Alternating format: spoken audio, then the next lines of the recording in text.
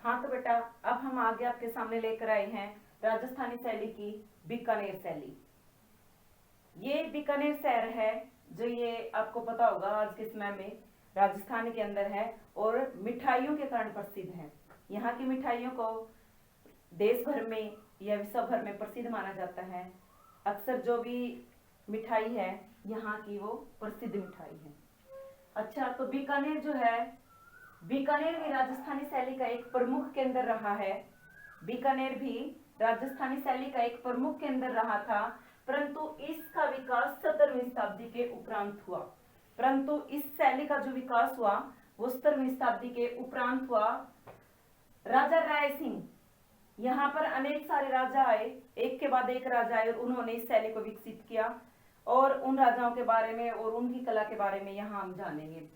पहले आए राजा राय सिंह, जिनका समय 1571 से 1611 ईस्वी माना जाता है। जो ये राजा राय सिंह थे ये बड़े ही क्या थे, कला प्रेमी थे। उनके समय में मेघदूत की एक चित्र प्रीति बनवाई गई। ये मेघदूत जो है ये एक बहुत बड़ा पोथी, चित्र पांडुलिपि जिसको हम कह सकते हैं, या चित्रित ग्रंथ हम जिसको कह सकते हैं, इस प्रकार की एक कृति है जिसका नाम है मेघदूत। तो प्रश्न ये पूछा जाएगा बेटा कि मेघदूत की चित्र प्रीति या मेघदूत की पांडुलिपि या मेघदूत चित्र ग्रंथ किस शैली में चित्रित किया गया है। तो कौन सी शैली में चित्रित किया गया है? मेघदूत बीकानेर शैली में। और किस राजा के समय में चित्रित, यानी किस राजा ने चित्रित इसको करवाया मेघदूत नामक कृति को? तो हम क्या कहेंगे, राजा राय सिंह ने। कौन सी शैली में? बीकानेर शैली में। तो मेघदूत की जो चित्र पांडुलिपि थी, जो चित्र ग्रंथ था, उसकी प्रीति किसने बनवाई? राजा राय सिंह ने। उसके बाद हमारे दूसरे राजा आते हैं राजा करण सिंह। राजा राय सिंह के बाद राजा करण सिंह का समय 1631 से 1652 ईस्वी तक रहा। जो हमारे राजा करण सिंह हुए, इनका समय राय सिंह के बाद 1631 से 1652 ईस्वी तक रहा। इन्होंने जो चित्र बनवाए वो दक्षिणी बीजापुर शैली पर आधारित थे। इन्होंने जिन चित्रों का निर्माण करवाया, जो चित्र बनवाए, वो हमारे भारतीय दक्षिणी की शैली है ये बीजापुर। जब हम दक्षिणी शैली के बारे में पढ़ेंगे तो उस समय आएगा ये बीजापुर शैली। तो इस शैली पर आधारित थे इन्होंने, राजा करण सिंह ने जो चित्र बनवाए वो। अब उसके बाद आते हैं हमारे राजा अनूप सिंह। राजा अनूप सिंह ने इस शैली में बहुत से चित्र बनवाए, अत्यधिक चित्रों का निर्माण करवाया। इन्होंने महलों पर आधारित चित्र, सुंदर, भगवत पुराण, राग रागनी इत्यादि जो है कई विषयों पर चित्र इन्होंने बनवाए राजा अनूप सिंह ने। उसके बाद औरंगजेब ने रुकनुद्दीन नामक चित्रकार को अपने दरबार से निकाल दिया था। जो ये औरंगजेब है, साथ साथ एक तरफ जो है मुगल शासन चला हुआ था।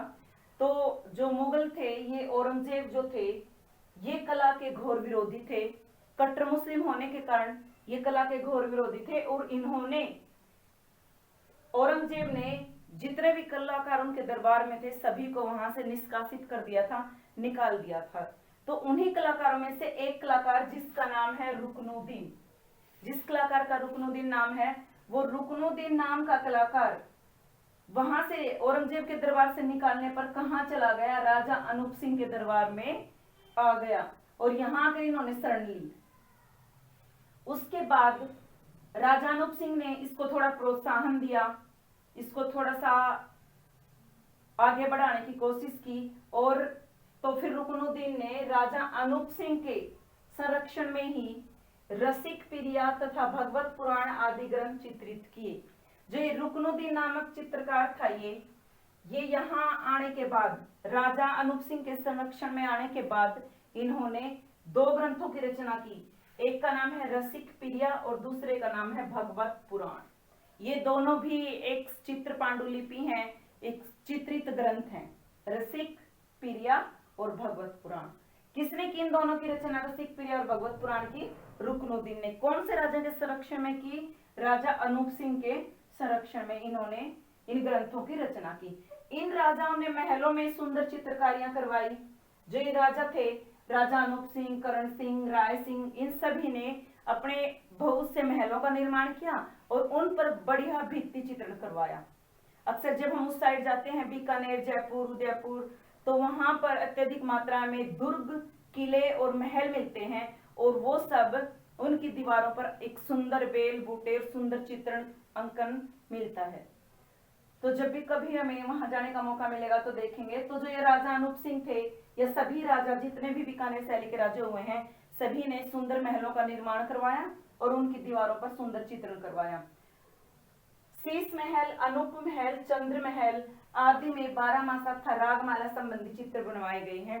तो ये जो महलों के नाम दिए गए हैं, शीश महल, अनूप महल, चंद्र महल, इन सभी महलों का निर्माण राजा अनूप सिंह ने करवाया था और उनकी दीवारों पर 12मासा वर्ष के 12 महीनों का चित्रण तथा रागमाला के संबंधित चित्र जो है उनकी दीवारों पर बनवाए गए हैं।